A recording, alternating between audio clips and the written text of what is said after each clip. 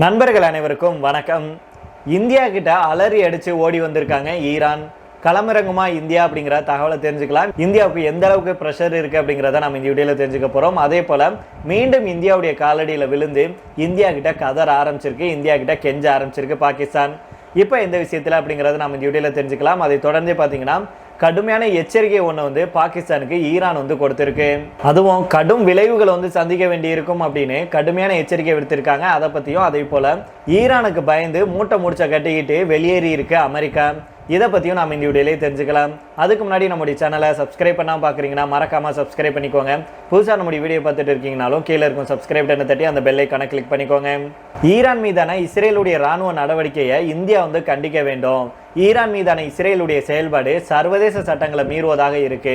அதனால இஸ்ரேலை இந்தியா கண்டிக்க வேண்டும் அப்படின்னு நாங்கள் எதிர்பார்க்கிறோம் அப்படின்னு ஈரான் இப்போ நம்முடைய நாட்டுக்கு ப்ரெஷர் ஒன்று போட தொடங்கியிருக்கு.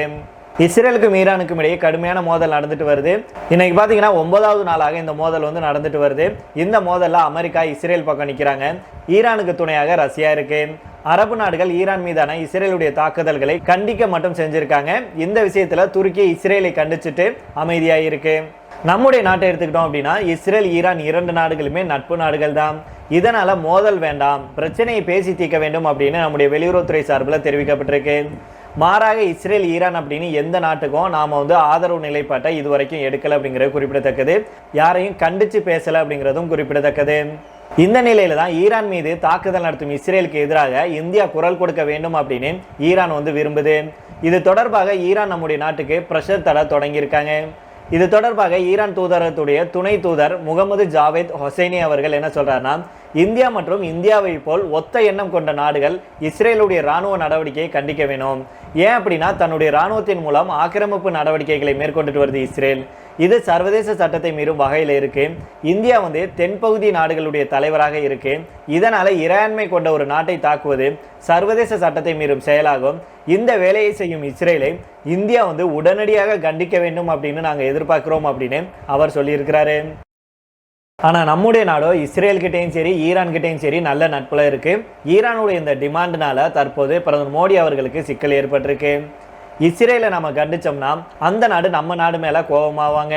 அமைதி காத்தோம்னா ஈரான் நம் நாட்டின் மீது அதிருப்தி அடையும். இதனால மத்திய அரசுக்கும் பிரதமர் மோடி அவர்களுக்கும் சிக்கல் ஏற்பட்டிருக்கு அப்படின்னே தான் சொல்லணும்.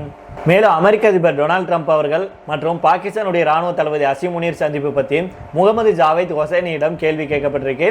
அதற்கு முகமது ஜாவேத் ஹொசைனி ஈரான் நலன்களுக்கு தீமை தரக்கூடிய வகையில் எதையும் பாகிஸ்தான் செய்யாது அப்படின்னு சொல்லியிருக்கிறாரு. மேலும் ட்ரம்ப் அவர்களும் அசிம் முனீர் சந்திப்பின் போது பாகிஸ்தானுடைய ராணுவ தளம் விமான தளங்களை அமெரிக்கா பயன்படுத்த பாகிஸ்தான் அனுமதிக்க வேண்டும் அப்படின்னு பேசப்பட்டிருக்கு. இது தொடர்பான கேள்விக்கு தான் முகமது ஜாவேத் ஹொசைனி பாகிஸ்தான் ஈரானுக்கு எதிராக எதையும் செய்யாது அப்படின்னு நம்பிக்கையோட சொல்லியிருக்கிறாரு. அதனால பொறுத்திருந்து பார்ப்போம். அதை தொடர்ந்தே பார்த்தீங்க அப்படின்னா இந்தியா கிட்ட கெஞ்ச ஆரம்பிச்சிருக்கு பாகிஸ்தான். அதாவது இந்தியாவுடனான அனைத்து நிலுவையிலே இருக்கும் இருதரப்பு பிரச்சனைகள் குறித்து விரிவான பேச்சுவார்த்தையை நடத்துறதுக்கு நாங்கள் விருப்பம் தெரிவிக்கிறோம் அப்படின்னு பாகிஸ்தான் சொல்லியிருக்காங்க. குறிப்பாக என்ன சொல்லியிருக்காங்கன்னா, ஜம்மு காஷ்மீர் சிந்து நதி நீர் ஒப்பந்தம், வர்த்தகம் மற்றும் பயங்கரவாத எதிர்ப்பு உள்ளிட்ட அனைத்து முக்கிய பிரச்சனைகள் குறித்தும் இந்தியா கூட பேசுறதுக்கு நாங்கள் தயாராக இருக்கிறோம் அப்படின்னு பாகிஸ்தானுடைய பிரதமர் ஷெவாஸ் ஷெரீப் அவர்கள் நேற்றைய தினம் மீண்டும் உறுதிப்படுத்தி இருக்கிறாரு. அமெரிக்க வெளியுறவுத்துறை செயலாளர் மார்க்கோ ரூபியோவுடன் தொலைபேசியில் உரையாடிய போது அவர் இதை தெரிவிச்சிருக்கிறார் அப்படிங்கிற தகவல் கிடைச்சிருக்கு. மேலும் அவர் என்ன பேசியிருக்கிறார்னா, தெற்காசியாவில் அமைதி அப்படிங்கிறது அர்த்தமுள்ள உரையாடலை சார்ந்திருக்கு அப்படின்னு பிரதமர் ஷெபாஸ் ஷெரீப் அவர்கள் தெரிவிச்சிருக்கிறாரு. நாட்டின் பதட்டங்களை தணிக்க அமெரிக்கா மேற்கொண்ட முயற்சிகளையும் அவர் பாராட்டியிருக்கிறாரு. அதே போல இந்த நேரத்தில் அமெரிக்க அதிபர் டொனால்டு ட்ரம்புடைய துணிச்சலான தலைமைக்கு வாழ்த்துக்களை தெரிவித்த ஷெரீப் அவர்கள் செயலாளர் ரூபியோவுடைய முன்னெச்சரிக்கையான ராஜதந்திரத்தையும் பாராட்டியிருக்கிறாரு. மேலும் பாகிஸ்தானுக்கும் இந்தியாவுக்கும் இடையே போர் நிறுத்த உடன்பாட்டை எட்டுவதில் இது முக்கிய பங்கு வகித்ததாக அவர் சொல்லியிருக்கிறாரு.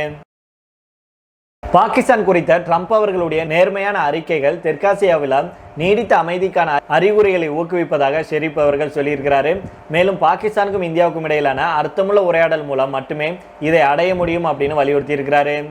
இந்த சூழல்ல தான் ஜம்மு காஷ்மீர் சிந்து நதி நீர் ஒப்பந்தம், வர்த்தகம் மற்றும் பயங்கரவாத எதிர்ப்பு உள்ளிட்ட அனைத்து நிலுவையில் இருக்கும் பிரச்சனைகள் குறித்து இந்தியா கூட பேசுறதுக்கு பாகிஸ்தான் தயாராக இருப்பதாகவும் தெரிவிச்சிருக்கிறாரு. இருந்தாலும் இந்த வாரத்தில் இந்தியாவுடைய நிலைப்பாடு தெளிவாக இருக்கு.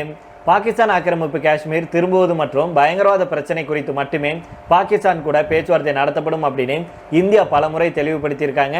இது இரண்டு நாடுகளுக்கு இடையிலான பேச்சுவார்த்தையில் இருக்கும் அடிப்படை வேறுபாட்டை வந்து காட்டுது அப்படின்னே சொல்லலாம். அதே போல சத்தமே இல்லாம ஈரானுக்கு பயந்து அமெரிக்கா வந்து அங்கிருந்து காலி செஞ்சிருக்காங்க. அதாவது ஈரானுடனான பதட்டங்கள் அதிகரிச்சுட்டு வரும் நிலையில கத்தார் நாட்டிலிருந்து அல் உடாய் விமானப்படை தளத்திலிருந்து அமெரிக்கா வந்து வெளியேறி இருக்கு. அமெரிக்கா தன்னுடைய விமானங்கள்ல பெரும்பாலானவற்றை ஜூன் 5 முதல் 19 வரைக்கும் நீக்கியுள்ளதாக செயற்கைக்கோள் படங்கள் வந்து காட்டுது. அங்கே 40க்கும் மேற்பட்ட விமானங்கள் இருந்த நிலையில தான் ஜூன் 19ஆம் தேதிக்குள்ள 3 விமானங்கள் மட்டும்தான் காணப்பட்டிருக்கு. ஈரானுக்கு பயந்து கத்தார் தளவாடத்தை அமெரிக்கா காலி செஞ்சிருக்கோ அப்படிங்கிற கேள்வி வந்து எழுந்திருக்கு. கடந்த 2 வாரங்களில் கத்தாரில் இருக்கும் அமெரிக்க விமானப்படை தளத்திலிருந்து சுமார் 40 அமெரிக்க இராணுவ விமானங்கள் காணாமல் போயிருக்கு. ஈரானுடைய தாக்குதலிருந்து தங்களை பாதுகாக்கும் ஒரு முன்னெச்சரிக்கை நடவடிக்கையாக இது இருக்கலாம் அப்படிங்கிற செய்திகள் வெளியாயிருக்கு. பிளானட் லேப்ஸ் பிபிசியிலிருந்து பெறப்பட்ட செயற்கைக்கோள் புகைப்படங்களின்படி பார்த்தோம்னா ஜூன் 5லிருந்து ஜூன் 19 வரைக்கும் மத்திய கிழக்கில் அமெரிக்காவுடைய மிகப்பெரிய இராணுவ நிலையமான அல் உடாய்ட் விமானப்படை தளம் விமானங்களின்றி வெறிச்சோடியது போல் காணப்படுது. ஜூன் 5ஆம் தேதி C-130 ஹெர்குலஸ் போக்குவரத்து விமானங்கள் மற்றும் நவீன உளவு விமானங்கள் உட்பட சுமார் 40 விமானங்கள் நிறுத்தி வைக்கப்பட்டிருக்கு. அதே ஜூன் 19ஆம் தேதி 3 விமானங்கள் மட்டும்தான் இருந்திருக்கு. இதற்கிடையில தான் கத்தாரில் இருக்கும் அமெரிக்க தூதரகம் வியாழக்கிழமை அப்போ பிராந்திய மோதல்கள் அதிகரிச்சுட்டு வர்றதுனால அதிக எச்சரிக்கையுடன் இருக்க வேண்டும் அப்படிங்கிறதுக்காக தளத்துக்கான அணுகல் வந்து கட்டுப்படுத்தப்படும் அப்படின்னு சொல்லியிருக்காங்க. இந்த AFBயின் பொது விமான கண்காணிப்பு தரவு பகுப்பாய்வின்படி பார்த்தோம்னா ஜூன் 15 முதல் 18 வரைக்கும் KC-48 பெகாசஸ் மற்றும் KC-130 ஸ்டார்டோ டேங்கர் விமானங்கள் உட்பட குறைஞ்சது 27 இராணுவ எரிபொருள் நிரப்பும் விமானங்கள் அமெரிக்காவிலிருந்து ஐரோப்பாவுக்கு பறந்தது அப்படின்னு சொல்லியிருக்காங்க. புதன்கிழமை நிலவரப்படி அந்த விமானங்களில் 25 விமானங்கள் இன்னும் ஐரோப்பாவில் இருந்துச்சு அப்படின்னும் 2 விமானங்கள் மட்டும்தான் அமெரிக்காவுக்கு திரும்பி இருக்கு. இந்த எரிபொருள் நிரப்பும் விமானங்கள் நீண்ட தூர விமான நடவடிக்கைகளில் முக்கிய பங்கு வகிக்குது. அமெரிக்கா நீண்ட தூர பணிகளுக்கு தயாராகிட்டு வருவதற்கான அறிகுறியாக இது இருக்கலாம் அப்படின்னு சொல்றாங்க. மத்திய கிழக்கில் இருக்கும் அமெரிக்க படைகள் உஷார் நிலையில் வைக்கப்பட்டிருக்கு. தற்போது இந்த பகுதியில் சுமார் 40,000 அமெரிக்க துருப்புகள் நிறுத்தப்பட்டிருக்காங்க. ஈரான் மீதான தாக்குதல்ல முக்கியமான ஈரானுடைய அணு மையங்கள் மீதான தாக்குதல்ல அமெரிக்கா வந்து எங்களுக்கு உதவ வேண்டும் அப்படின்னு இஸ்ரேல் வந்து நேரடியாகவே கோரிக்கை விடுத்திருக்காங்க. இதன் மூலம் அமெரிக்காவை அதிகாரப்பூர்வமாக போர் கலைச்சிருக்கு இஸ்ரேல். ஆனால் ட்ரம்ப்புடைய நிர்வாகம் வந்து பார்த்தீங்கன்னா இஸ்ரேலுடைய நடவடிக்கையிலிருந்து இதுவரைக்கும் விலகி தான் இருக்காங்க. இஸ்ரேலுடைய தாக்குதலை ஆதரித்தாலும் நாங்கள் இந்த தாக்குதலுக்கு உதவவில்லை அப்படின்னு அமெரிக்கா சொல்லிட்டு வருது. இஸ்ரேலுடைய இந்த தாக்குதலில் அமெரிக்காவுடைய ஈடுபாடு அல்லது உதவி எதுவும் இல்லை அப்படின்னு அமெரிக்கா உறுதியாக சொல்லிட்டு வருது. அதே போல் ஜோர்டான் வந்து தன்னுடைய வான்வெளியை இஸ்ரேலிய மற்றும் அமெரிக்க போர் விமானங்கள் பயன்படுத்த அனுமதிக்க வேண்டும் அப்படின்னு இஸ்ரேல் வந்து உதவி கேட்டிருக்கு. மேலும் தங்களுடைய எல்லைக்கு அச்சுறுத்தலாக இருந்த ஈரானுடைய ஆளில்லா விமானங்களையும் சுட்டு வீழ்த்த வேண்டும் அப்படின்னு கேட்டிருக்காங்க. அதே போல இங்கிலாந்து மற்றும் பிரான்ஸ் படைகளும் இராணுவ தளங்களிலிருந்து உதவி வழங்க வேண்டும் அப்படின்னு இஸ்ரேல் கேட்டிருக்கு. இந்த நிலையில தான் ஈரானுக்கு பயந்து கத்தார்லேருந்து அமெரிக்காவுடைய விமானங்கள் எல்லாம் சத்தமே இல்லாம மூட்டை முடிச்சுக்களை கட்டிட்டு போயிருக்கு அப்படின்னு சொல்லப்படுது. அவ்வளவு பயமா அப்படிங்கிற அளவுக்கு இப்போ யோசிக்க வச்சிருக்கேன். அதனால பொறுத்து வந்து பார்ப்போம். இதை தொடர்ந்து கடைசியாக பார்த்தோம் அப்படின்னா கடுமையான எச்சரிக்கை ஒன்று விடுத்திருக்காங்க பாகிஸ்தானுக்கு ஈரான். இஸ்ரேல் ஈரான் மோதல் விவகாரத்தில் 3வது நாடு எதுவும் தலையிட்டா கடும் விளைவுகளை சந்திக்க வேண்டியிருக்கும் அப்படின்னு பாகிஸ்தானுடைய பெயரை குறிப்பிடாம மறைமுகமாக ஈரான் வந்து எச்சரிக்கை விடுத்திருக்கு. ட்ரம்ப் அவர்களும் பாகிஸ்தானுடைய ராணுவ தளபதி அசீம் முனீர் அவர்களும் சந்திச்சாங்க. இது நடைபெற்ற நிலையில தான் ஒரு சில தினங்கள்ல இந்த மாதிரியான எச்சரிக்கையை ஈரான் வந்து விடுத்திருக்கு. மேலும் இஸ்ரேலுடனான மோதல்ல பிற நாடுகள் வந்து தலையிட வேண்டாம் அப்படின்னு ஈரான் வந்து எச்சரிக்கை விடுத்திருக்கு. பாகிஸ்தானுடைய பெயரை நேரடியாக சொல்லாம எல்லை மீறப்பட்டால் கடுமையான விளைவுகள் ஏற்படும் அப்படின்னு ஈரான் வந்து எச்சரிக்கை விடுத்திருக்காங்க. அதுவும் ட்ரம்ப் அவர்களும் முனீர் அவர்களும் சந்திச்சாங்க இல்லையா, இந்த சந்திப்பை வந்து ஈரான் வந்து உன்னிப்பாக கவனிச்சுட்டு வருது. ஏன் அப்படின்னா ஈரானுடனான நில எல்லையை பகிர்ந்து கொள்ளும் மிக முக்கிய நாடாக பாகிஸ்தான் விளங்குது. இஸ்ரேல் ஈரான் இடையே போர் பதற்றம் அதிகரித்தது மட்டும் இல்லாமல் அந்த நாட்டுடனான நில எல்லையை பாகிஸ்தான் மூடுச்சு. ஈரான் இஸ்ரேல் மோதல்ல இஸ்ரேல் பக்கம் வந்து அமெரிக்கா நிற்கிறாங்க. இஸ்ரேலுக்கு ஆதரவாக ஈரானுக்கு எதிராக போரில் இறங்குவதா இல்லையா அப்படிங்கிற குறித்து அமெரிக்கா ஆலோசனை செஞ்சுட்டு வருது.